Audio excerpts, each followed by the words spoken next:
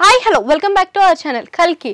ఈ సినిమా నుంచి చిన్న అప్డేట్ వచ్చినా ఫ్యాన్స్ కి పండగే అనుకోవచ్చు. వరుస హిట్లతోటి ప్రభాస్ ఆల్రెడీ ఫామ్ లో ఉన్నాడని చెప్పుకోవచ్చు.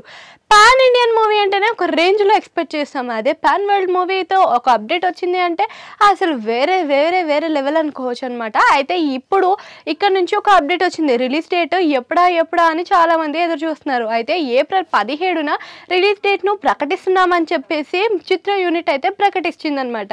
అయితే దీంట్లో 2 ఆప్షన్లు ఉన్నాయంట. ఒకటి వచ్చేసి మనకి May 30, ఇంకొకటి వచ్చేసి June 20. అయితే దర్శక నిర్మాతలు అందరూ కూడా May 30ని కన్ఫర్మ్ చేశారు. కానీ దానికంటే ఇంకొంచెం బెటర్గా ఉంటే బాగుండు. May 30కి హాలీవుడ్లో చూసుకున్నట్టయితే కొన్ని సినిమాలు ఉన్నాయి అని చెప్పుకొచ్చారు.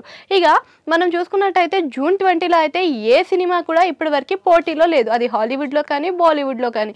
ఈ లాస్ట్ టైం అయితే సలార్ మూవీ చూసుకున్నప్పుడు అయితే సలార్ పార్ట్ 1లో అయితే మనకి హాలీవుడ్లో దిమ్మ తిరిగే మూవీ అయితే పోటీ ఇచ్చేసింది అనమాట. అదేనండి అక్వామ్యాన్ 2. ఈ సినిమా కింగ్డమ్లో హైలైట్గా నిలిచింది. కానీ అక్కడ అది ఫ్లాప్ అయ్యింది కాబట్టి మన ప్రభాస్ సేఫ్ అనే అనుకోవచ్చు. ఇక ఇట్లనే పోటీలో వస్తాయని చెప్పేసి డిస్ట్రిబ్యూటర్లు అందరూ కూడా ఆ డేట్ని ఫిక్స్ చేశారంట. ఇంకా రాబోయే రోజుల్లో June 20కి మించి ఇంకా వేరే డేట్ అయితే ఫిక్స్ చేయము అని చెప్తున్నారు. అయితే ఈ సినిమాలో మనకి దీపికా పదుకొని దాంతో పాటు మన దిశా పటాని హీరోయిన్స్గా నటించుతున్నారు. ఇక వీళ్ళిద్దరే కాకుండా కమల్ హాసన్ ఒక గెస్ట్ రోల్లో వస్తున్నారంట.